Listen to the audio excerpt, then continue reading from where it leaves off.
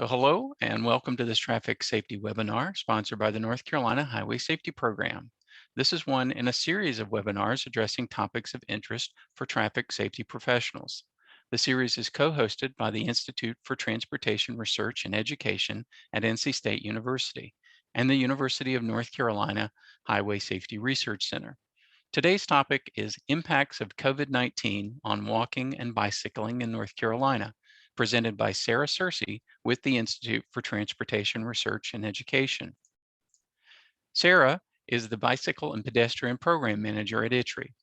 With a background in statistics and social science, she has expertise in managing large-scale primary data collection, sampling and survey design, statistical testing, including methods for complex survey samples, and geospatial analysis and visualization techniques. Sarah oversees the North Carolina Non-Motorized Volume Data Program for the North Carolina Department of Transportation, which provides data management and reporting support for multiple local agency partners. She also manages and serves as state statistician for the North Carolina Observational Survey of Seatbelt Use, which is an annual seatbelt use survey conducted to fulfill the requirements of the National Highway Traffic Safety Administration for generating statewide seatbelt use rate. Welcome, Sarah. You may please share your screen now to begin your presentation.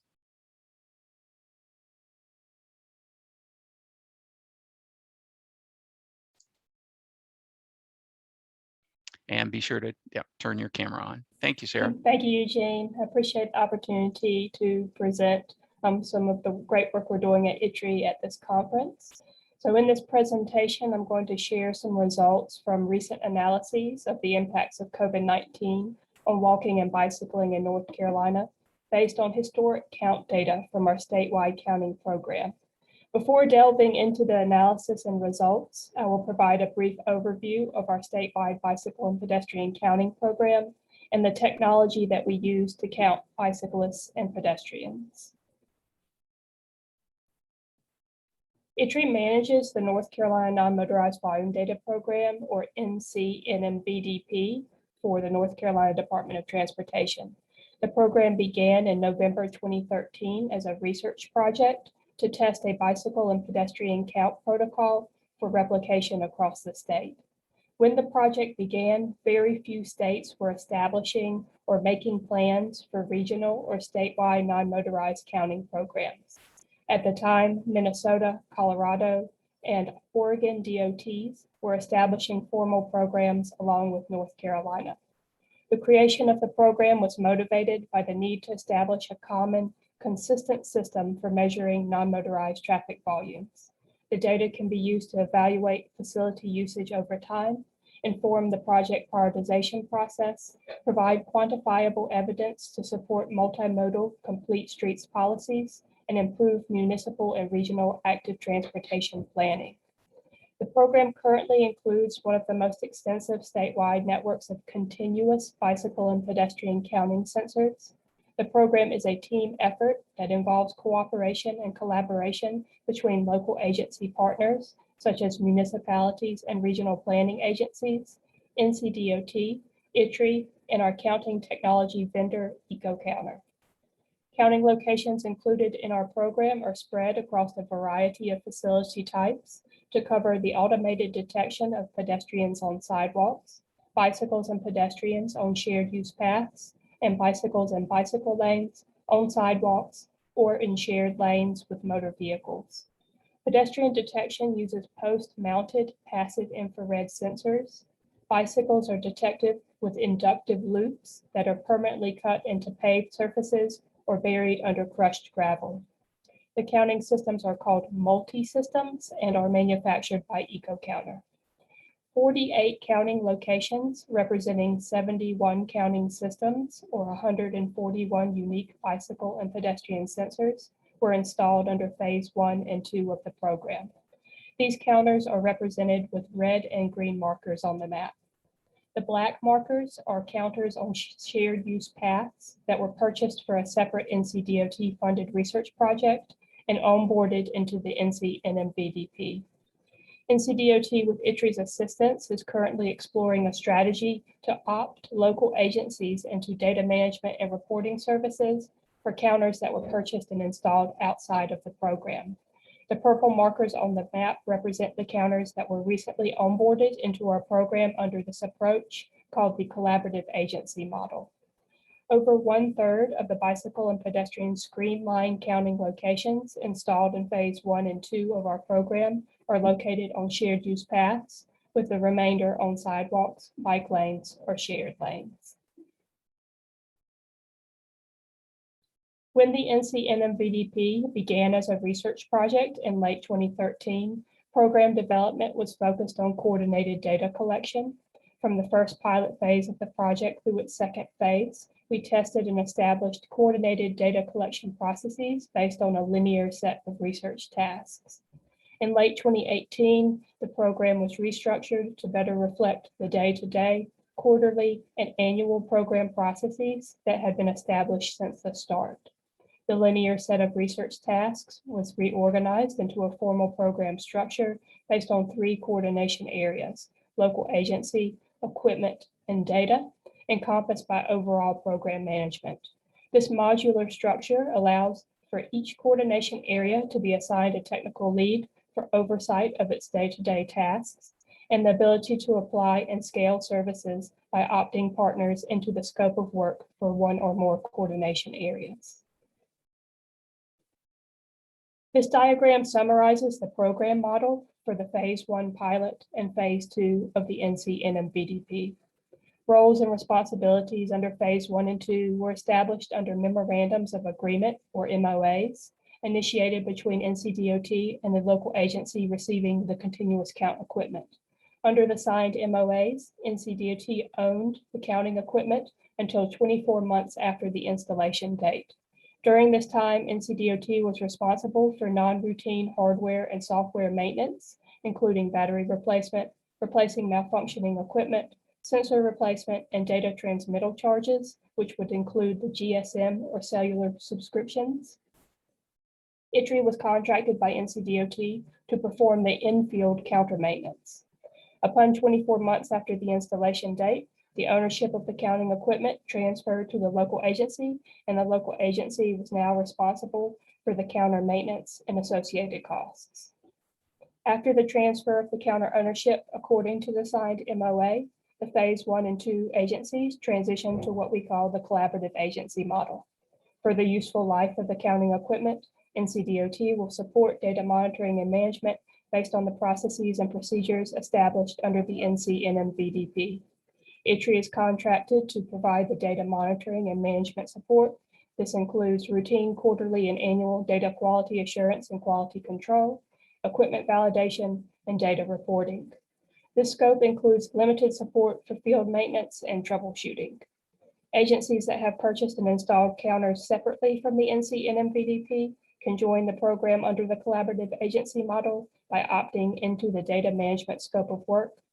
As of this year, all phase 1 and 2 agencies have transitioned to the collaborative agency model, and we're actively exploring onboarding new counters from across the state. The overall objective under the new model is to ensure that all bicycle and pedestrian volume data generated through the program is rigorously evaluated for accuracy and validity based on a standardized process, stored in a centralized data warehouse in the state that is publicly available, and eventually reported to FHWA according to TMAS requirements. This model also allows the NCMBDP to more rapidly scale across the state by bringing in data from existing counter installations. Under the new model, the important tasks that are the responsibility of our local agency partners that own their counters are those related to the field maintenance, troubleshooting, and repair of their counting equipment. All of these tasks are very important to ensure the final high quality of the data that's eventually reported back to our partners and to the public. There are several technologies available to count bicyclists and pedestrians across different facilities. As I mentioned earlier, the counters used in North Carolina's statewide counting program use passive infrared sensors to detect pedestrians and inductive loops to detect bicyclists. The passive infrared sensor detects the change in heat when a person passes in range of the sensor. So this means that it detects the increase and decrease in heat when a person passes in front of the sensor which is captured as a count. The inductive loops generate an electromagnetic field that is disrupted by the metal in bicycle wheels when a bicycle passes over them. This change in the electromagnetic field produces a pulse, which is captured as a count. On its own, the passive infrared sensor cannot differentiate between user types, such as between a pedestrian and a bicyclist. When the sensor is installed in a system with inductive loops, the bicycle counts captured by the loops can be subtracted from the overall user count detected by the passive infrared sensor to produce the separate bicycle and pedestrian counts. All the counters in our program use these combination systems so that we can differentiate between the user types. Other kinds of technologies for counting bicyclists include pneumatic tubes, magnetometers, piezoelectric sensors, and radar sensors. Bicyclists and pedestrians can both be counted and differentiated by thermal imaging and video imaging. Common considerations for selecting the most appropriate counter include the user type to be counted, whether you want to count bicyclists only, pedestrians only, both user types combined, or both separately. The type of facility, the count duration, whether permanent continuous, like all of the counters currently in our program, temporary short-term, or somewhere in between, the ease of installation and maintenance, commercial availability, cost, and data management. ITRE partnered with East Carolina University to complete a study for NCDOT to explore the state of the practice in bicycle and pedestrian counting technologies and to field test different types of technologies in North Carolina.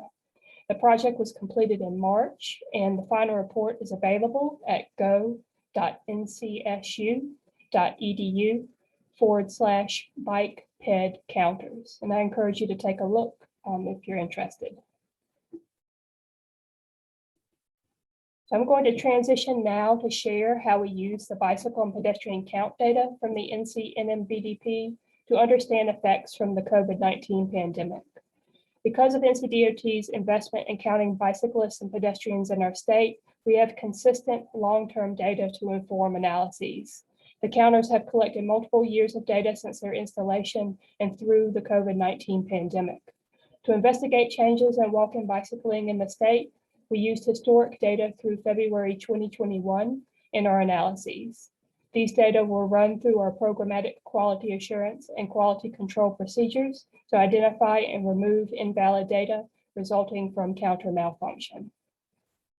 The pandemic was confirmed to have reached North Carolina on March 3rd, 2020. On March 10th, Governor Roy Cooper declared a state of emergency in response to COVID-19. North Carolina's statewide stay-at-home order took effect on March 30th, 2020, and remained in place until May 8th, when phased reopening of the state began. Restrictions on travel and daily activities had major impacts on transportation choices and patterns in the state. Our analyses show that pedestrian and bicyclist volumes were heavily impacted by the abrupt shift in work, schooling, and commerce during COVID-19 when compared to historic trends. We see these impacts through changes in daily and hourly volume patterns and in total volumes over time. In the following, I will share results from several counting locations at our program, representing shared use paths, commuting corridors to and from central business districts, and commuting corridors to and from universities. Changes in daily patterns during COVID-19 indicate that recreational trips increased while commuting or errands trips decreased compared to pre-2020 patterns. Our data show large increases in walking and bicycling on recreational greenways and walking on residential sidewalks, especially in the months immediately after the COVID-19 state of the emergency declarations and stay-at-home order, but declines in walking and bicycling in and to commercial areas and university campuses. How long these changes are sustained month over month varies based on mode, site type, and local conditions. The Neuse River Trail is part of the East Coast Greenway and a segment of the Mountains to Sea Trail, a long-distance trail that runs across North Carolina from the Great Smoky Mountains to the Outer Banks. The Neuse River Trail is nearly 30 miles total and connects Falls Lake Dam in northern Raleigh to the Wake-Johnson County line and passes through several parks and neighborhoods along the way. The American Tobacco Trail is also part of the East Coast Greenway. The 23-mile-long trail runs from downtown Durham to Apex, passing through 3 counties and traversing Interstate 40 via a bicycle and pedestrian overpass. The red markers on these plots represent the average daily bicyclist traffic by month for 2020 or 2021, compared to the blue markers that represent the average daily bicyclist traffic by month for available historic periods. The horizontal axis shows the month from March through February. The vertical axis shows the average daily volume.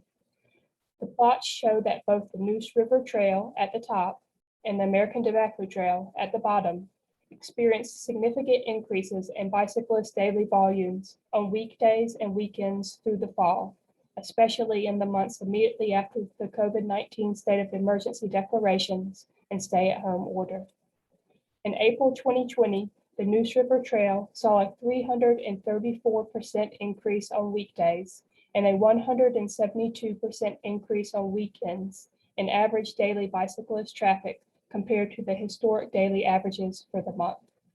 The American Tobacco Trail saw a 130% increase on weekdays in April 2020 and a 95% increase on weekends in May 2020 compared to the historic daily averages for the months. Volumes appear to decline towards historic averages from the fall through winter based on available data. Looking at pedestrian traffic on the shared use paths, Neuse River Trail at the top experienced significant increases in pedestrian daily volumes on weekdays and weekends during the spring, especially in the months immediately after the COVID-19 state of the emergency declarations and stay-at-home order. In April 2020, the Neuse River Trail saw a 233% increase on weekdays and a 124% increase on weekends in average daily pedestrian traffic compared to the historic daily averages for the month. Volumes appear to decline towards historic averages from the spring through winter. For the American Tobacco Trail at the bottom, increases in pedestrian daily volumes on weekdays and weekends were seen in April and May 2020, with volumes in all other months in line with historic averages. The American Tobacco Trail saw a 59% increase on weekdays in April 2020 and a 60% increase in weekends in May 2020 compared to the historic daily averages for the months.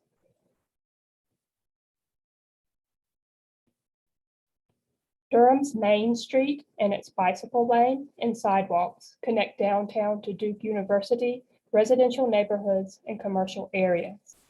Hargett Street is a key commuting corridor between East Raleigh neighborhoods and downtown. Main Street is shown at the top and Hargett Street is shown at the bottom. While bicyclist daily volumes on weekdays decreased, volumes on weekends increased through the spring or summer, likely due to increased recreational use. Volumes on weekends declined towards historic averages from the summer through the winter.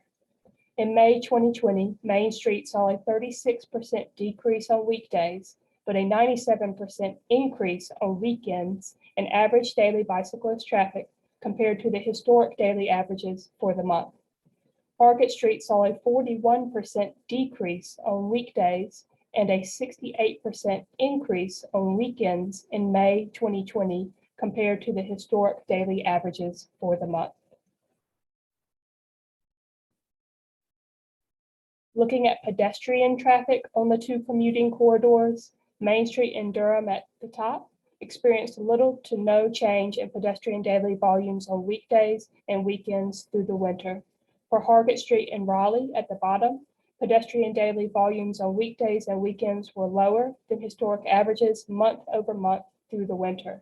For example, in May 2020, Hargett Street saw a 32% decrease on weekdays and a 28% decrease on weekends in average daily pedestrian traffic compared to the historic daily averages for the month. Spring Garden Street in Greensboro is a major commuting corridor connecting to UNC Greensboro.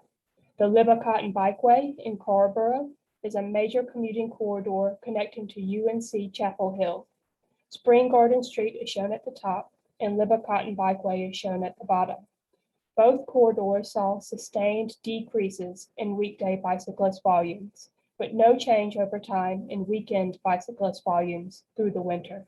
This indicates that the trip purposes of weekend users were likely less impacted by COVID-19 restrictions than those of weekday users. For example, in April 2020, Spring Garden Street saw a 48% decrease on weekdays and no change on weekends in average daily bicyclist traffic compared to the historic daily averages for the month. Libba-Cotton Bikeway saw a 69% decrease on weekdays and no change on weekends in April 2020 compared to the historic daily averages for the month. Looking at the pedestrian traffic, Spring Garden Street at the top saw sustained decreases in weekday volumes, but little change over time in weekend volumes, while Libba-Cotton Bikeway at the bottom saw no change in weekday or weekend volumes through the winter. It is likely that the pedestrian traffic on Spring Garden Street is typically mostly university students attending UNC Greensboro, and that sustained impacts on university operations, including students learning and working from home, had a great impact month over month through the end of 2020. For example, in April and October 2020, during the academic semesters, Spring Garden Street saw a 70% and 54% decrease respectively on weekdays and little to no change on weekends in average daily pedestrian traffic compared to the historic daily averages for the months. It is also likely that pedestrian traffic on Libba-Cotton Bikeway includes a mix of local non-students and students, and therefore experience less of an impact from restrictions on university operations at UNC Chapel Hill. Changes in hourly volume patterns indicate context-dependent changes in trip purpose. Our data show changes in hour-of-day patterns from commuting to more recreational at some locations. The red lines on these plots represent the average bicyclist traffic by hour of day for 2020 or 2021, compared to the blue lines that represent the average bicyclist traffic by hour of day for available historic periods. The horizontal axis shows the hour of day. The vertical axis shows the average hourly volume. We see hour of day patterns in March 2020 at the top, compared to May 2020 in the center and February 2021 at the bottom. Returning to the Libba-Cotton Bikeway in Carrboro, one of our university commuting corridors, we see that the hour of day patterns for bicyclists in March 2020 were consistent with historic patterns that showed morning and evening peaking on weekdays during commuting periods and a recreational pattern on the weekends. By May 2020 and through February 2021, a weekday commuting pattern changed towards a more recreational pattern. For pedestrian traffic on Libba-Cotton Bikeway, we see that the hour of day patterns in March 2020 were consistent with historic patterns that showed morning and evening peaking on weekdays during commuting periods and a non-commute pattern on the weekends. By May 2020, the weekday morning and evening peaks tapered, but the change was not as extreme as for bicyclists at the same location. In February 2021, hour of day patterns for both weekdays and weekends were similar to historic hour of day patterns for the month.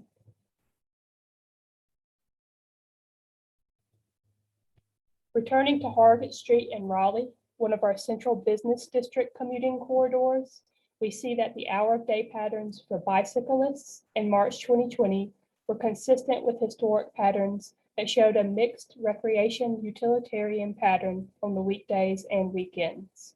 The hour of day patterns did not change remarkably by May 2020 and through January 2021, except for a decline in the morning peak on weekdays.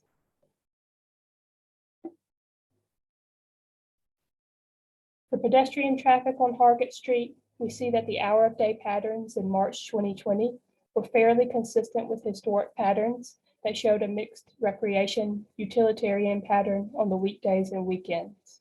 The hour of day patterns did not change remarkably by May 2020 and through January 2021, except for the tapering of morning peaking on weekdays and weekends.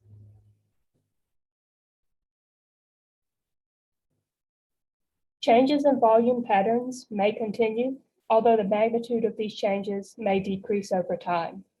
The magnitude of changes over time across our counting locations and whether each site will reach a new equilibrium point or return to pre-COVID-19 volumes as society adjusts is an area of continued investigation.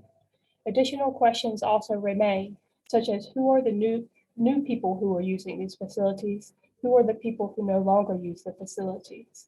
Our counting equipment provides one data point, which is the number of people that are actively walking, running, biking at a location. But there's other characteristics of those users that that simple count does not capture. So it's always important to associate additional data to your volume to better understand the activity at a location or across a network. I encourage you to explore our publicly available quarterly and annual data reports for the North Carolina Non-Motorized Volume Data Program. These reports are shared publicly using EcoVisio, that is EcoCounter software. Through the online dashboards, the public and our local agency partners can download tabular data, map the counter locations, and view summary charts and graphs. Our quarterly data reports are preliminary reports that we provide for each seasonal quarter through one program year, December through November. Our annual data reports are the official data product of the NCMBDP.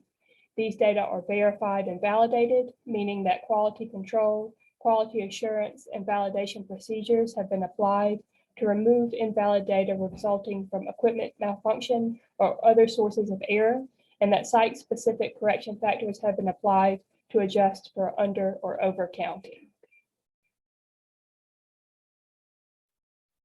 You can find additional information on our statewide counting program on our program webpage.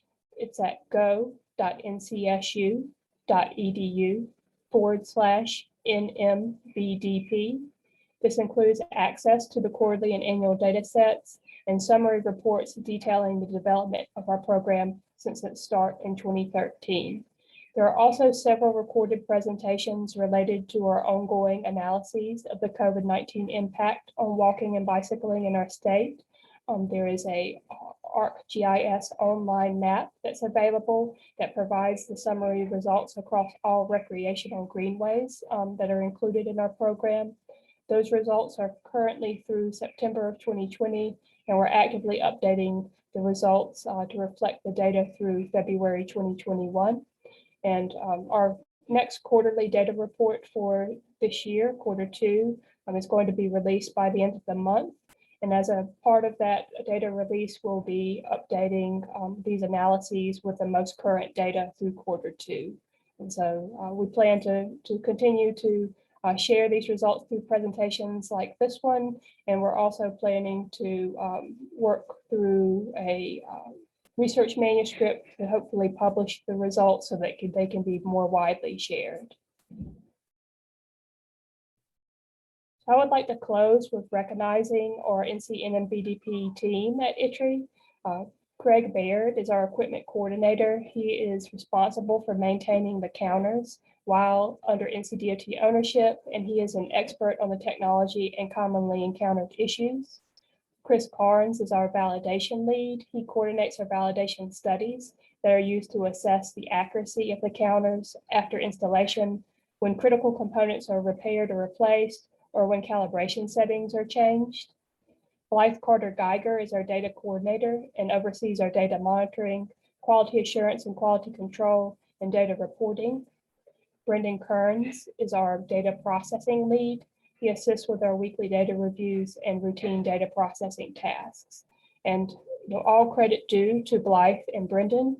They were the ones who really worked hard to produce the analyses that I shared in this presentation. And they really are the experts on the counters and the data that they produce.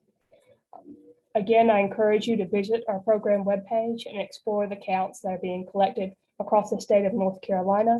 You're also welcome to follow up with me through email after this presentation if you have any questions about what we're doing in North Carolina with these counting efforts, or any questions related to program development, the technologies that are used. I'm happy to share what we know.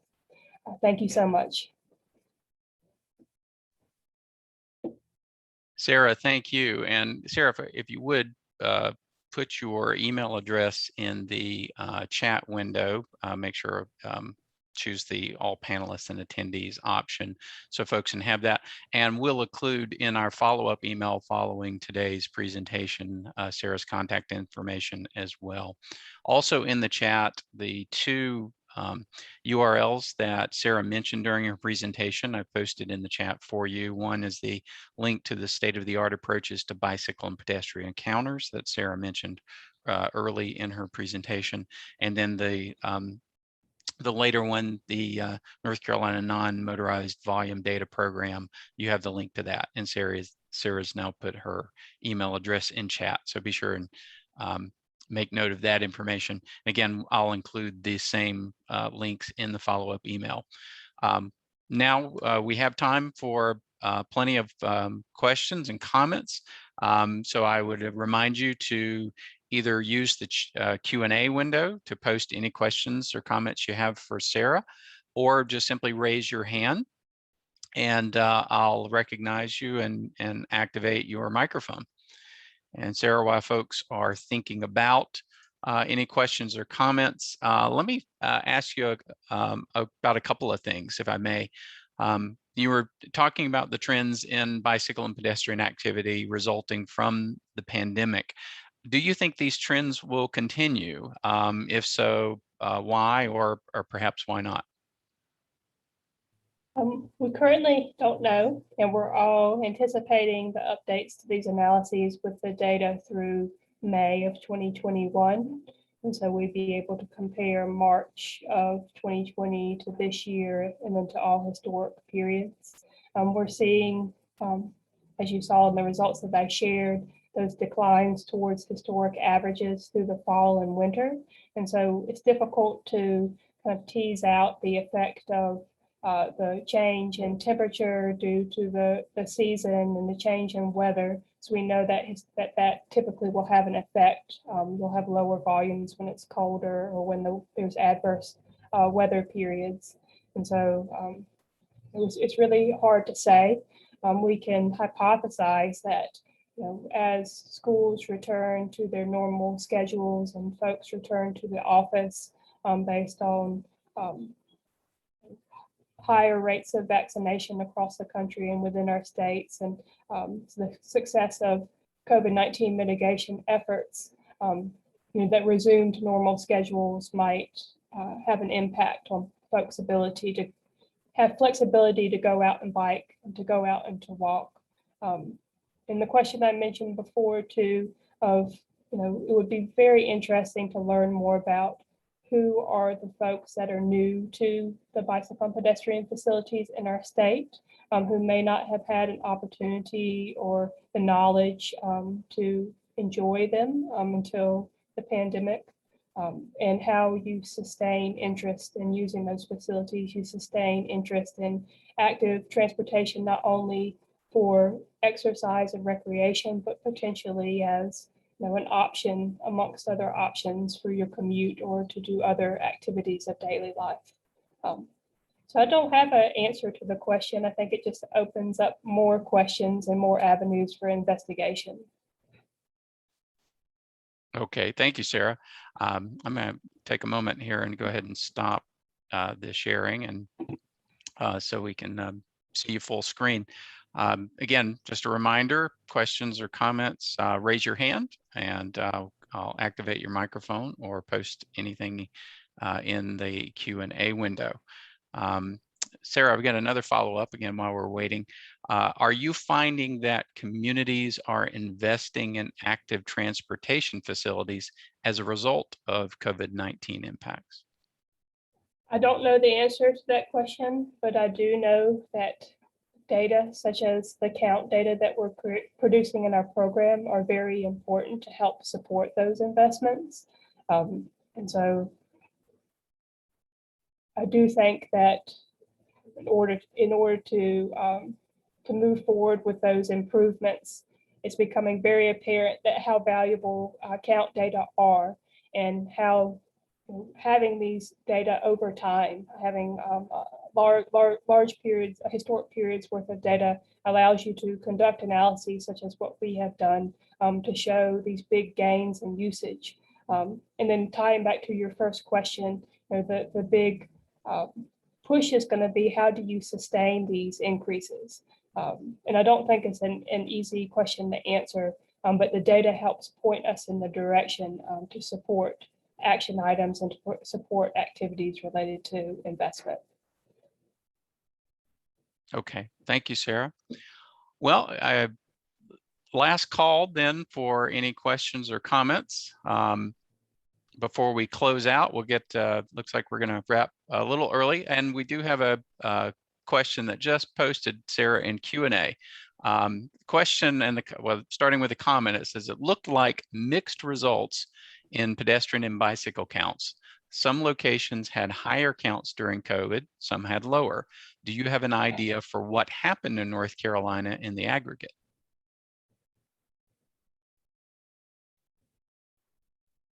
I do not know how to easily answer this question. So it would depend on how you would like to aggregate the data.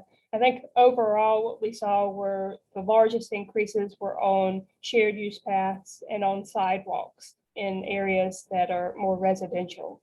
And, that was the direct result in changes in daily living. So where there may have been folks who are using their morning and evening and afternoon times to commute in a personal vehicle to work, that time may have become more available to go out and to establish new habits. I think it's really important actually to look at the data disaggregated, because the locations are very different and they have very different patterns from one another. And that's what the most compelling message from these analyses are. Where there were restrictions to the normal ways of living, there were big changes. So if you were not required to be in the office, or you were asked to stay at home or mandated to stay at home, and historically you were riding your bike to work, to your office, or walking to your office, of course, those locations that represent those patterns are going to decline. And then if you have greater flexibility in your schedule throughout the day, you might be engaging in new activities at new times of day. And that's what we saw at many of the shared use path locations, where historically there may have been higher volumes on the weekends and volumes that were ramping up from the morning into the afternoon. We saw those higher volumes extend into the weekdays and at all times of the day. I think in particular, Reedy Creek Trail near the Museum of Art in Raleigh was one of those locations where every day of the week, the volumes were much higher. And as soon as the sun rose to the time that the sun set. And so I mean, it's just such interesting findings, and directly can be tied to the restrictions that were in place that impose changes in the way that we experience our lives. And then, if you are interested in seeing a more aggregated statistic, please reach out to me and just let me know how you would like it to be framed. And that's something that we can develop. Thank you, Sarah, and thanks very much for that question. Well, I see we have no other questions in the queue and no other hands raised, Sarah. So I'm going to bring up our closing slides. And I want to first thank you again very much for a terrific presentation today. And I want to appreciate everyone for joining us for today's presentation. If you do have any additional questions for Sarah, go ahead and put them in the Q&A window as we are closing out, because we do have some additional time. We can circle back to those, or Sarah can respond to you offline following the presentation. And also, before you leave the day, if you've got any suggestions to help us improve the webinar series, including future topics you'd like to learn about, feel free to post those in the Q&A window as well.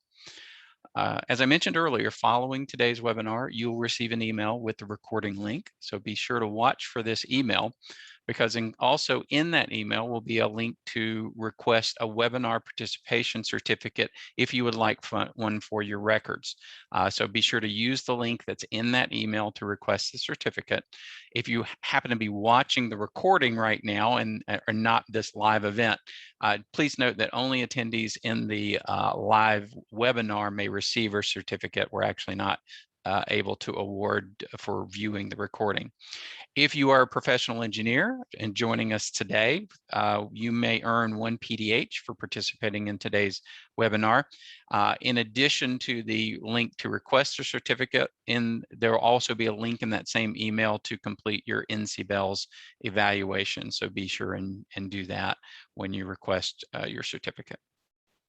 We invite you to join us again for other traffic safety webinars planned for this series. We have several more in the schedule for this year. So please visit our website at the link you see here for a listing of our upcoming webinars. On this same website, you'll also find information about the next North Carolina Traffic Safety Conference and Expo. We hope you'll plan to attend that conference, which will be held next August, not this coming August, but August of 2022. And we invite you to propose topics for presentation at the conference. On the website, there's a link for presentation proposals that you can submit your ideas. And with that, thank you very much again for participating in today's webinar. And until next time, goodbye for now.